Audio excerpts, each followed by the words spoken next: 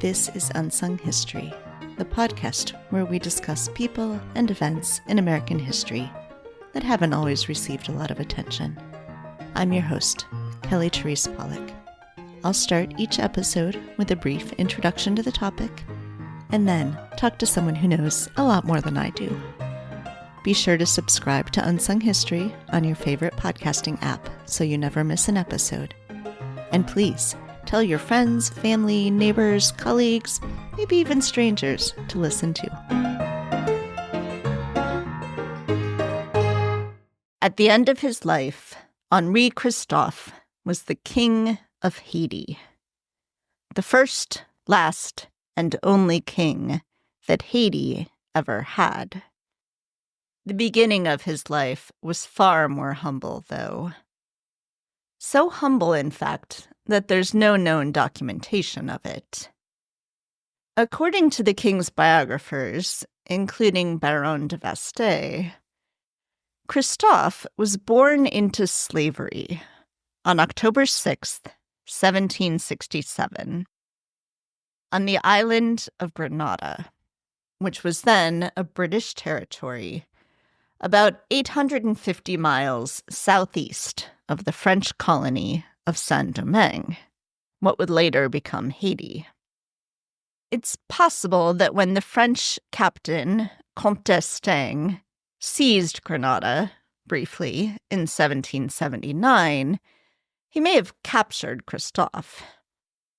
After the siege of Grenada failed, d'Estaing's fleet sailed to Savannah, Georgia, where they joined the colonial navy in a planned assault against the British. Christophe, though just 11 or 12 years old at the time, was there, part of the Chasseurs Volontaires de Saint-Domingue, possibly as a drummer boy. He was injured in the brutal battle that the colonists lost, but he survived and returned, or possibly went for the first time, to Saint-Domingue. Saint-Domingue, the western third of Hispaniola Island, at the time was the richest colonial possession in the world, with wildly successful coffee, indigo, and sugar plantations, all run with brutally enforced slave labor. With an enslaved population that outnumbered the white population by more than 10 to 1, the French masters lived in constant fear of rebellion, and they leaned heavily on physical violence to maintain order.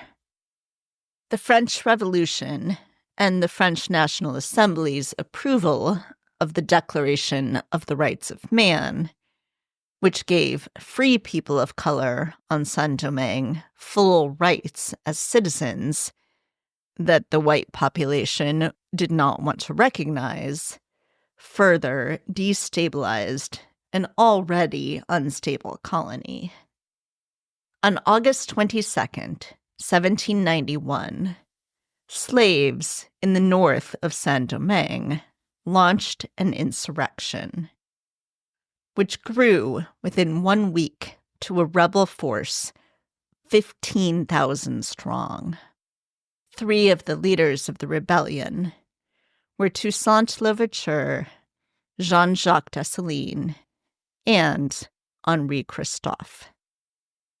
After years of fighting, in 1801, Louverture, after conquering the eastern portion of the island, appointed a constitutional assembly, which drafted a new constitution for Saint-Domingue, keeping it a colony of France, but naming Louverture Governor-General for life, with near absolute powers and the possibility of naming his own successor. In December of that year, though, Napoleon, who was now in charge in France, sent his own brother-in-law, General Charles Leclerc, along with Alexandre Pétion, to retake control of the island. Louverture fought to an armistice in May 1802, But the French captured him and imprisoned him in France anyway. He died there in miserable conditions on April 7th, 1803. In the meantime, Dessalines and Christophe had continued to fight against the French, joined now by Pétion and others. The French forces were weakened by a yellow fever epidemic. And by May of 1803, France was once again at war with Britain. With the defeat of the French on January 1st, 1804, Jean-Jacques Dessalines proclaimed Haiti's independence from France. The new name, Haiti, was derived from the indigenous Arawak language and meant land of the mountains. In September of 1804, Dessalines created the Empire of Haiti. His coronation ceremony, at which he took the name Jacques I, was held on October 6th. 2 years later, on October 17th, 1806, Jacques I was assassinated. Upon his assassination, the country split. Alexandre Pétion took control in the south, elected president of the Republic of Haiti. Henri Christophe led in the north, initially as president of the state of Haiti. In March of 1811, President Christophe became King Henry I in the Kingdom of Haiti by order of the Council of State. The elaborate coronation ceremony in June of that year was celebrated throughout the kingdom. Like other royalty throughout the world, King Henry I had a full royal court that included dukes, barons, counts, and knights.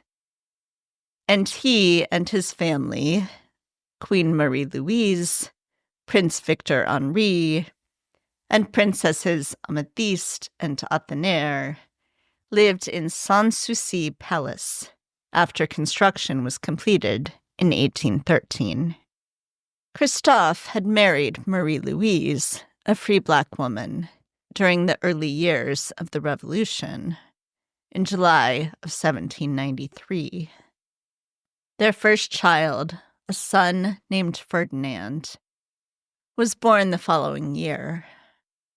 Wanting a great future for his son, Christophe had sent Ferdinand to be educated in Paris when he was just 8 years old. However, with the Haitian defeat of the French and declaration of independence, the French retaliated against Christophe by expelling Ferdinand, who died on the streets of Paris. Thus, in the hereditary monarchy of the Kingdom of Haiti, the presumptive heir to the throne was Prince Victor Henri, who was born on March 3rd, 1804. In 1818, President Alexandre Pétion died. 2 years earlier, he had been named president for life of the Republic of Haiti and had named Jean-Pierre Boyer as his successor. Whatever hopes Christophe may have had of using Pétion's death as a chance to take the South were quickly dashed. In August of 1820, Christophe suffered a stroke that left him partially paralyzed. At the same time, Boyer was working to expand his reach across the island, and some of the subjects of the Kingdom of Haiti were growing restless. On October 8th, 1820, seeing that the end was in sight, King Henry I died by suicide.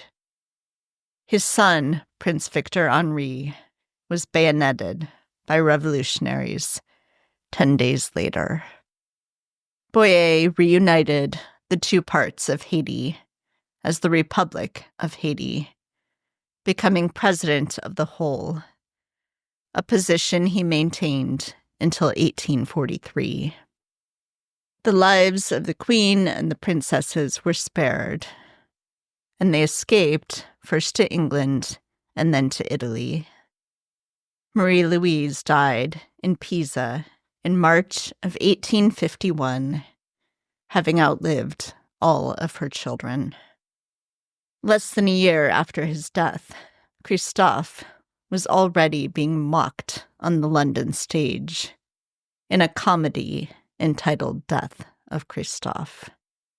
In 1936, for a production as part of the Federal Theater Project, under the Works Project Administration, director Orson Welles set an all-black Macbeth, not in Scotland, but in a fictional Caribbean island, meant to evoke a 19th century Haiti during the reign of Henri Christophe.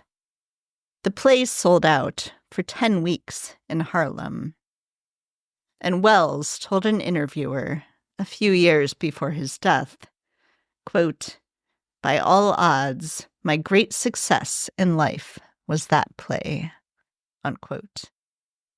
Joining me in this episode is Dr. Marlene Doubt, professor of French and African Diaspora Studies at Yale University, and author of The First and Last King of Haiti, The Rise and Fall of Henri Christophe.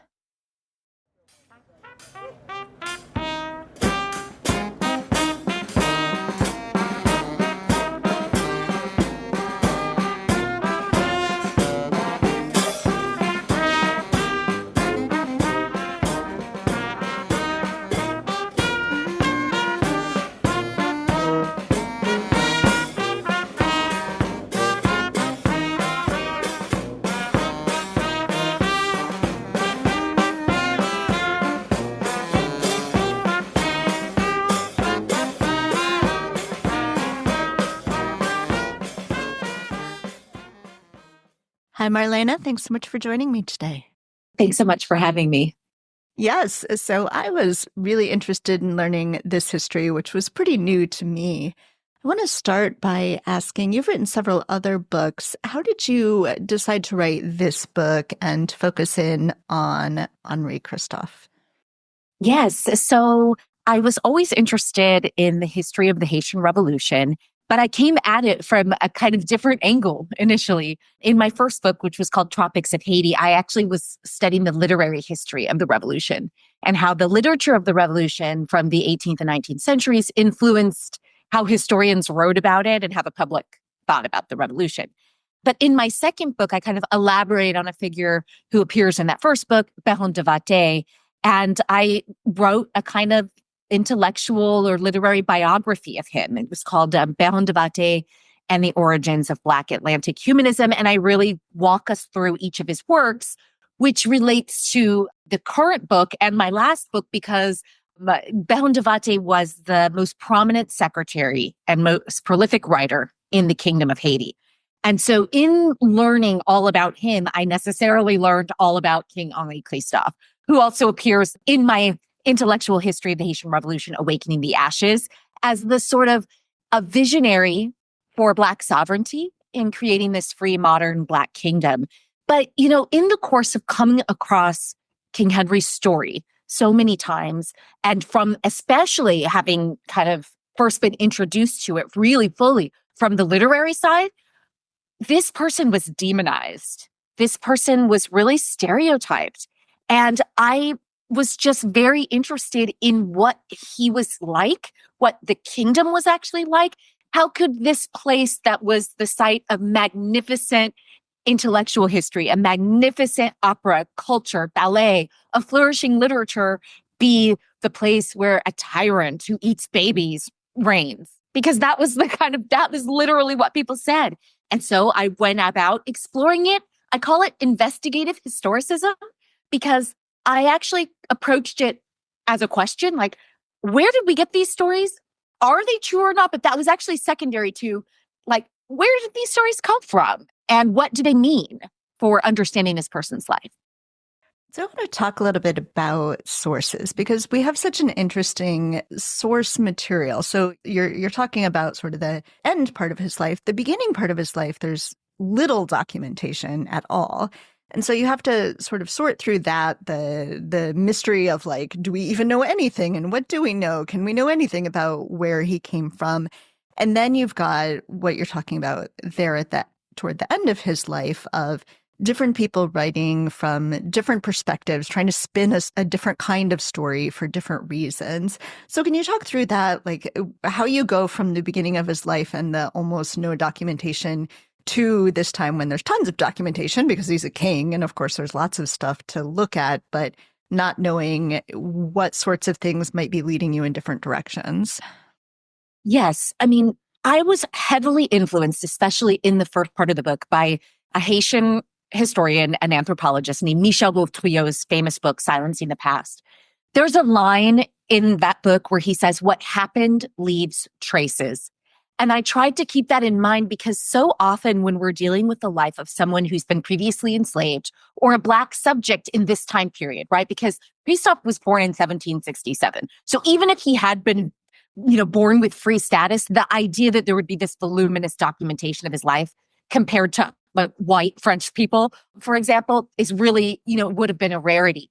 But in thinking about how what happens leaves traces, I refuse to accept that either we must sort of invent facts, which is what a lot of Christophe chroniclers did, or they took little snippets of, information and hearsay and they just decided to kind of run full stream with it. So I knew I didn't want to do that. But I also didn't want to do the opposite, which is just to say, oh, we can't know. Let me just move on and get to the part we know about. And so I went about investigating. Again, I just went into the story. I took what we knew. I took what was plausible. I took where we knew he had been, and I looked into it. And it's astonishing that when you really look deeply into the story from the standpoint of, again, that investigative historicism, you can get more than just tidbits. You can get whole parts of the story. And so that's what I did. I was interested in his life on Grenada and what that would have been like. I was interested in his participation at the Battle of Savannah and what that would have been like. And then when he finds himself on the island of Saint-Domingue, I wanted to explore that. And that was the place where I really found not just, oh, it could have been like this, but no, here are the places he went. Here are the people he knew and would have been around because we know he was in this location. And it was interesting because when you bump that up against the end of his life, when there's like so much documentation and so many different points of view, and now I have the opposite problem. I've got to disentangle what all these different people, some of whom are eyewitnesses, some of whom claim they got their testimony from eyewitnesses. Now I have to disentangle it all. And so in that way, I think it really was a project of just investigating as best I could and letting the reader know that there are different accounts and trusting the reader to be able to say, you can follow this story, but you have to know that every story has multiple sides, not just this one. Speaking of multiple sides, I just have to ask, the Haitian Revolution is such a confusing history. Like there are people going back and forth from one side to the other. There's at one point, as you say in the book, there's a civil war within a civil war. Like, did you have a whiteboard to map it all out? I realize you've been studying this for a long time, but how do you keep all of these people straight as you're thinking about and writing about this very complicated history? I mean, at one point I had different kinds of documents so I had a timeline because I need a timeline for just dates, people, where they are. I also created family trees for various people because there are also people who have these very complicated family histories. Christophe is one of them. His wife is another one. And then some of their associates. So I started to build family trees so that I could also remember the names of the people. Because at one point in the book, I talk about how it's kind of like putting together a puzzle.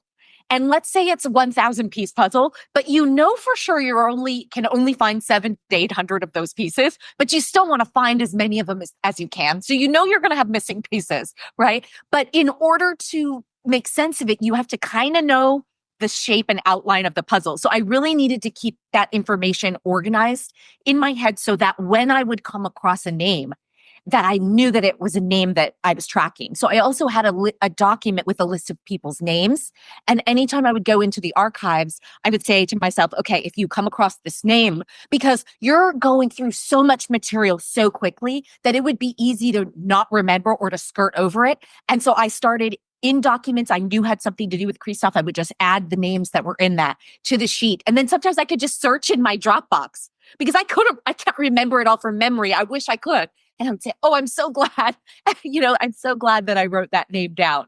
So glad that I didn't take anything for granted, that this wasn't a person who was part of the story, because I didn't know who was going to be ultimately a part of it and who was not going to be.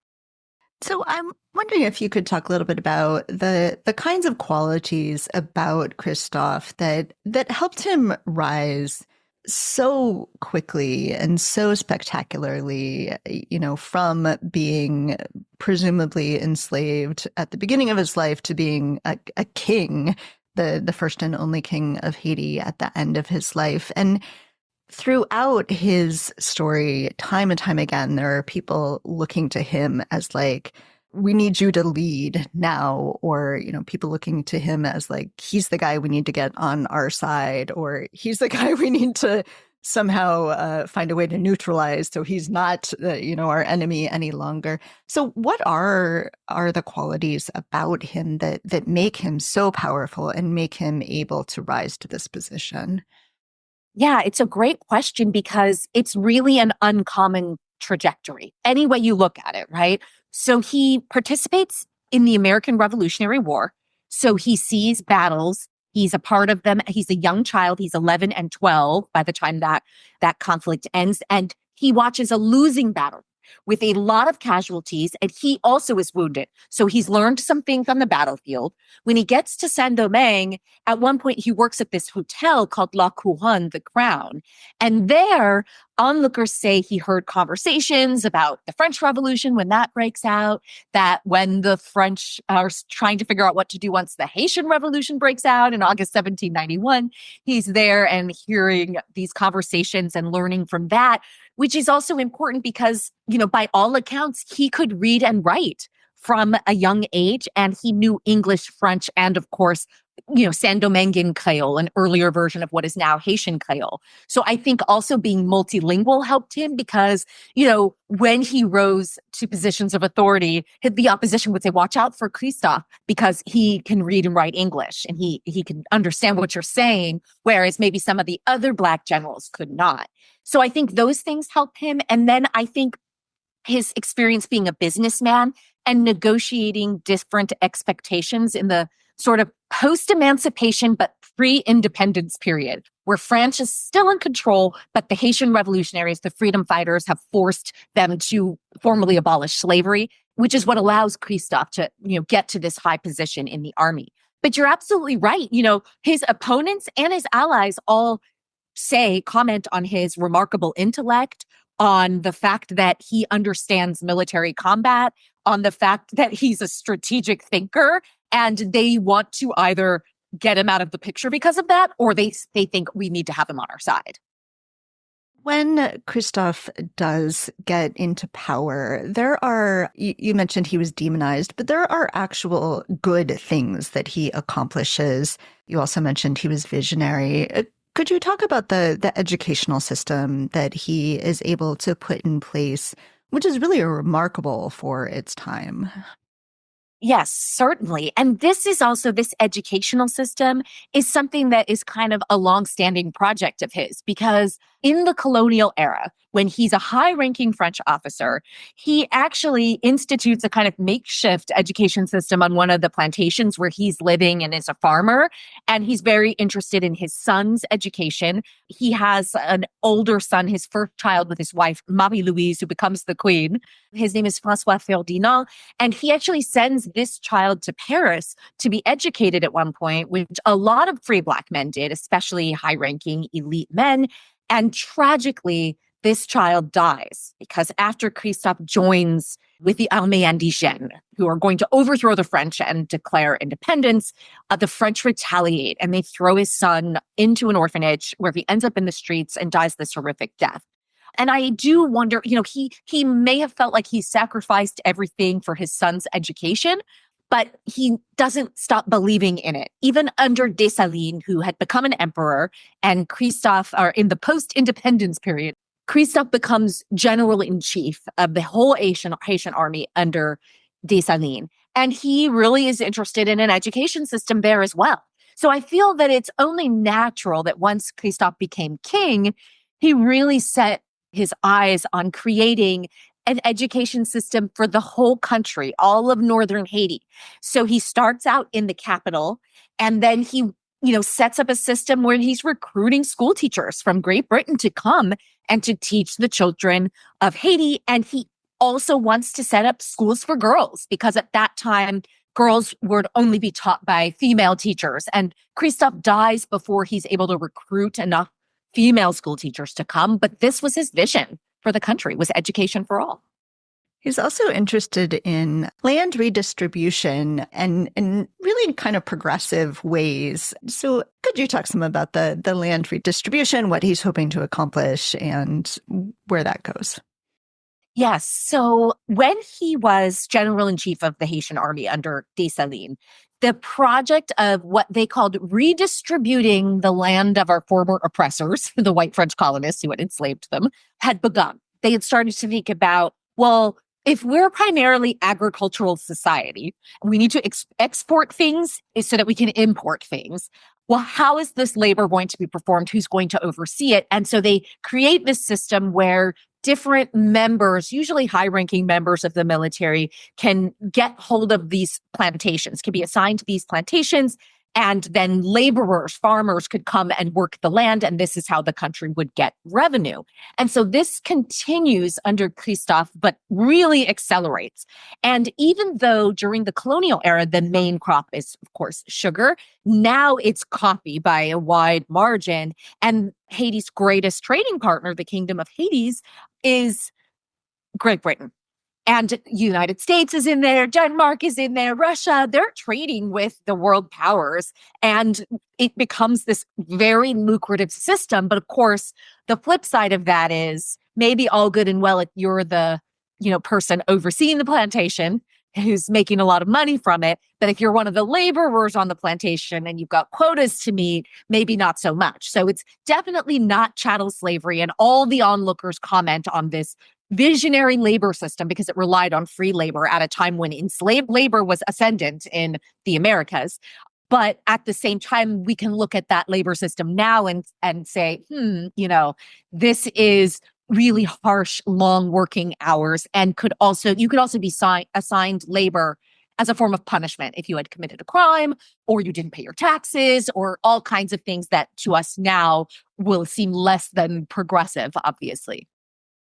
So the Kingdom of Haiti, we should mention, is not all of what we now think of as Haiti, because at the time that that he is king of the Kingdom of Haiti, there's a civil war going on. Mention that this is complicated history. So what is happening here? And this is after you mentioned Dessalines was the emperor, after Dessalines is assassinated in a coup, essentially. And that's at the beginning of the Civil War and the break into two. Could you talk a little bit about that? And this Civil War lasts for the entirety of the time that Christophe is in charge, first as president and then as king. Yeah, I mean, it is enormously complex, right? Because you have Haiti divided into the north and the south, but you also at one point still have the French on the eastern side of the island that's now the Dominican Republic. And then you have Spain over there, right? So you have essentially three forms of governance on the island all at the same time.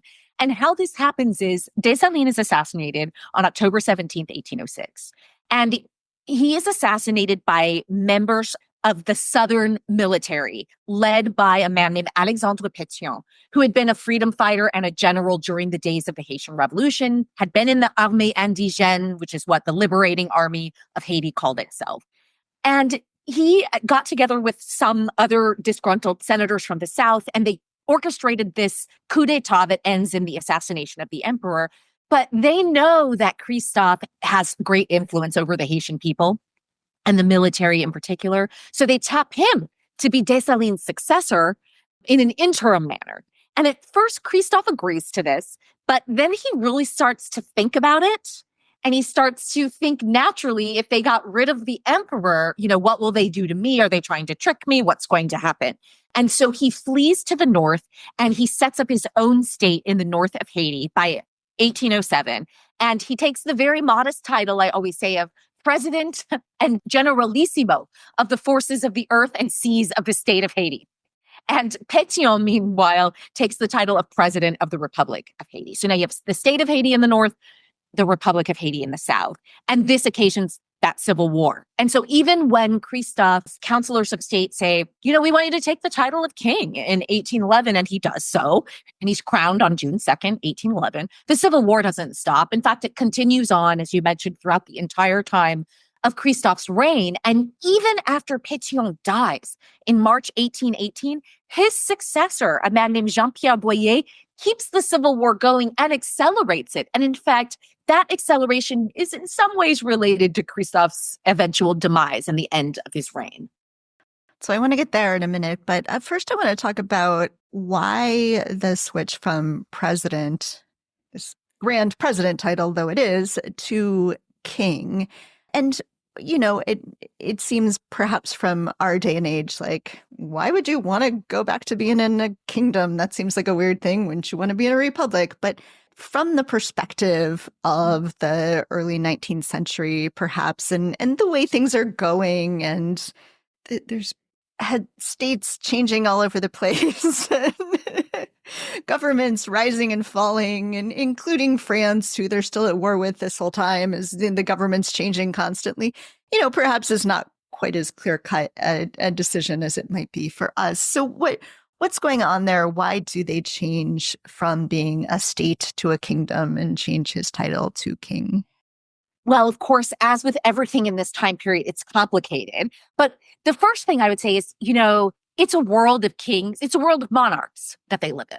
The only two modern republics, right, in the West, so to speak, are France, which has been, the republic is overthrown by Napoleon, who becomes emperor. And then you have the United States. And in both France and the United States, there's slavery. So there's not the idea that a republic is necessarily a kind of freer form of governance. It's safer for Black people and for Black sovereignty than a monarchy would be.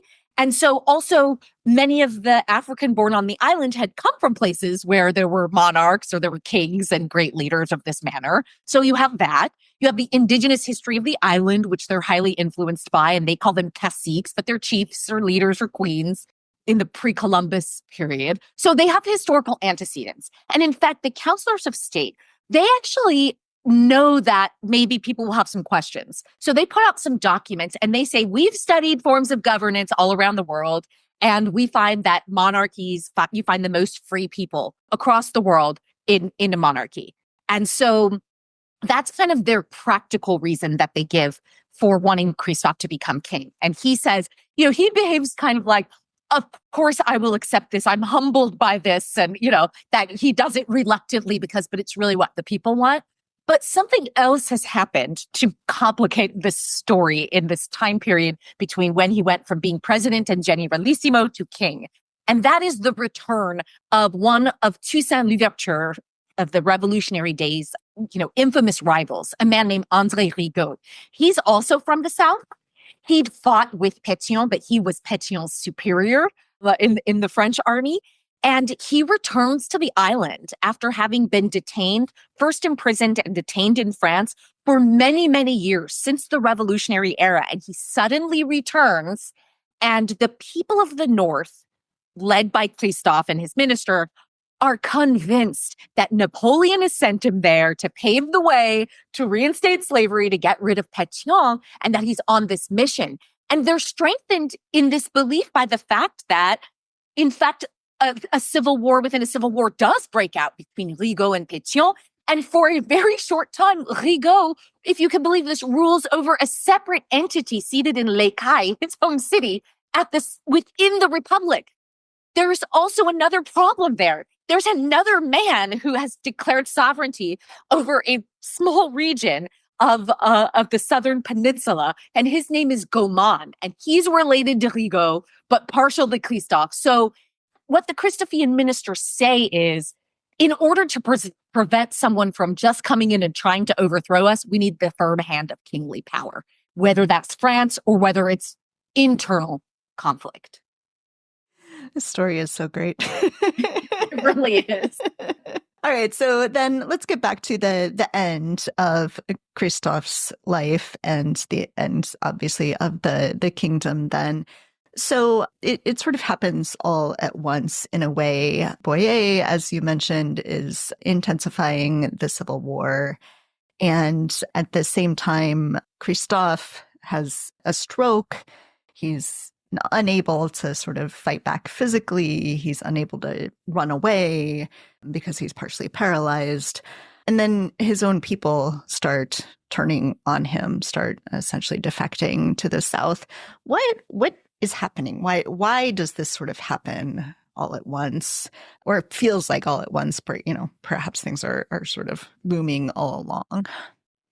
Yeah. So after Pétion died in March 1818, Christophe, he has this vision that he's going to reunite the North and the South. And he issues these calls of amnesty. He tries to extend an olive branch to the Southern kind of elites, military elites and government officials. And they basically laugh at him. They send him back missives that are like, we can't believe that you would make such a crazy overture to us. We would never, ever do that. They insult him. And he realizes that it's not ever going to happen, I think, right? And so in his mind, he's thinking, we're going to coexist with this republic now, which is actually remarkable that he gets to that place because he hadn't been there for the entire time previous to this. But Boyer does not share this opinion at all. First of all, he wants to get rid of Gaumont, that man who's hiding in the Mamel Mountains, and he does. And once he's victorious doing something that Pétion couldn't do and tried to do, and he controls the entire southern peninsula now, he says to his troops, we have more to do. We're going to overtake that kingdom in the north. And they call Christophe the desolator of the north, the tyrant of the north. So they're really ramping up their propaganda machine, just like the northerners are doing in terms of how they talk about the southerners. And then, several coincidences do kind of happen, or what look like coincidences, but they create openings. Christophe has his stroke in August 1820. He's partially paralyzed at first, and some of his own nobles begin to conspire against him during this time. So if you think about it from their point of view, they're thinking, what's going to happen after the king goes? Who's going to be king? They've got Christophe's remaining son, Prince Victor Henri, who's heir to the throne, but he's just a teenager, and he's pretty popular in the kingdom, but, not if you're trying to be the one in power.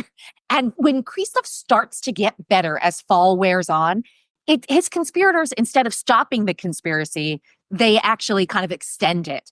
And some of the military join with them from Saint-Marc, which is, further south.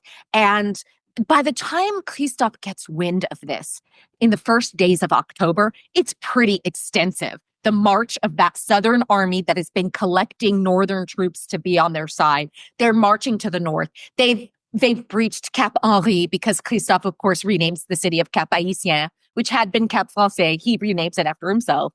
And every time Christophe sends more troops to stop the advance of these invaders from the Republic, they end up defecting and joining in large part. And now, so for the first time in the streets of Cap can be heard, eyewitnesses say you hear Vive la République.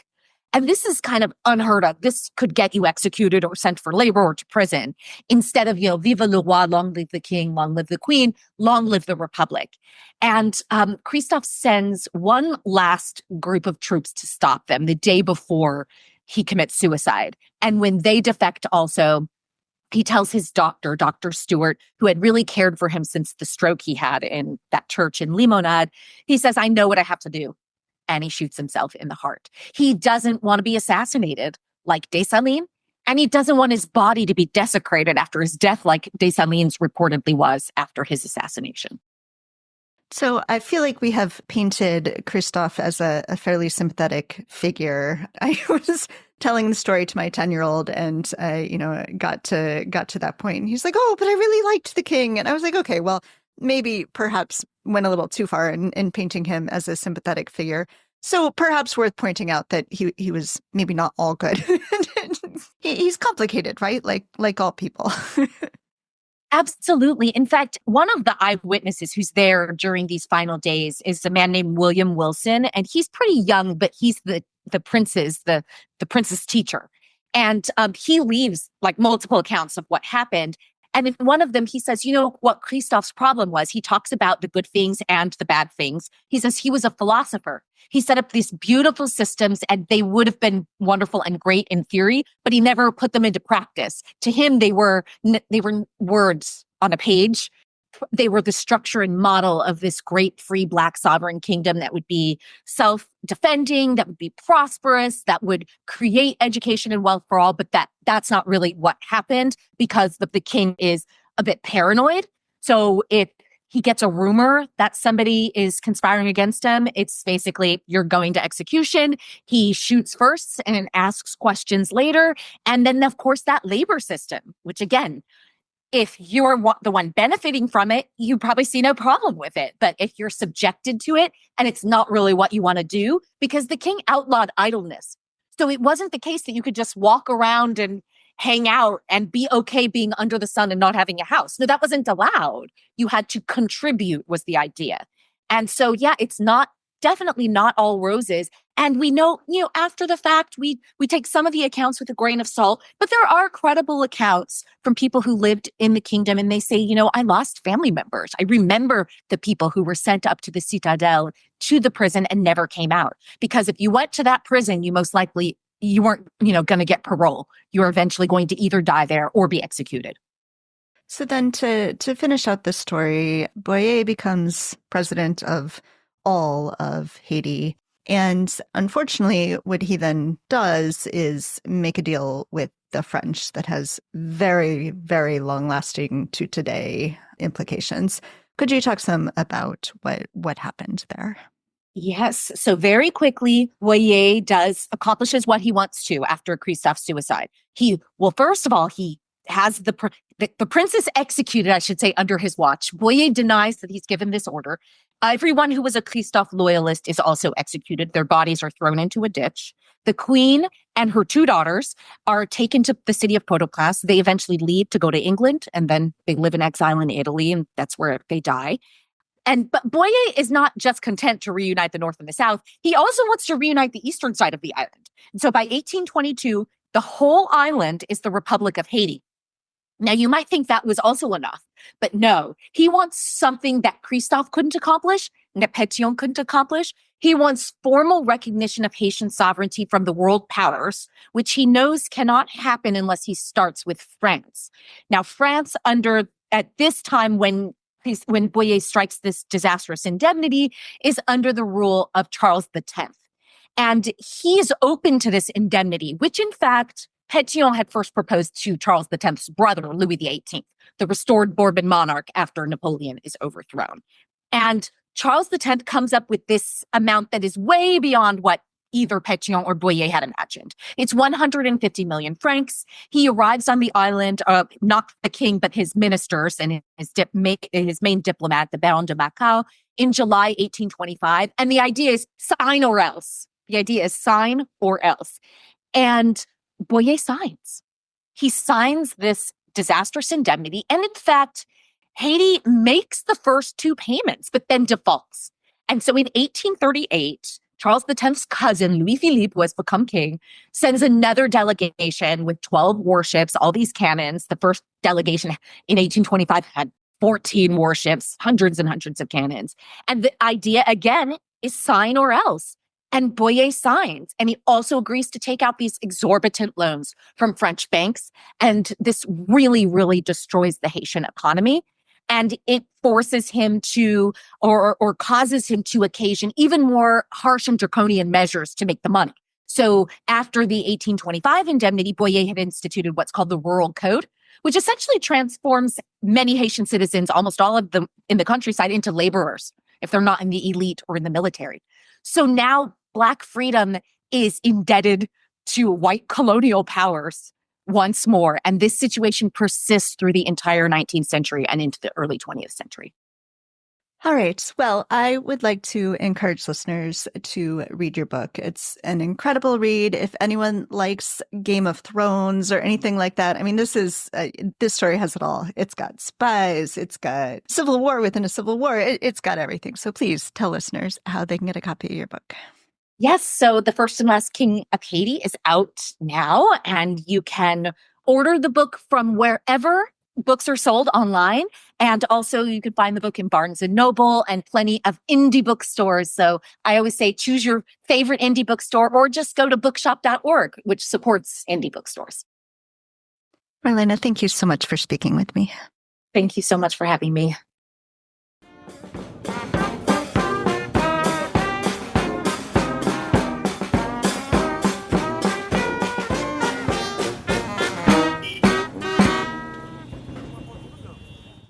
Thanks for listening to Unsung History. Please subscribe to Unsung History on your favorite podcasting app. You can find the sources used for this episode in a full episode transcript at unsunghistorypodcast.com. To the best of our knowledge, all audio and images used by Unsung History are in the public domain or are used with permission. You can find us on Twitter or Instagram at unsung__history or on Facebook at Unsung History Podcast. To contact us with questions, corrections, praise, or episode suggestions, please email kelly@unsunghistorypodcast.com. If you enjoyed this podcast, please rate, review, and tell everyone you know. Bye!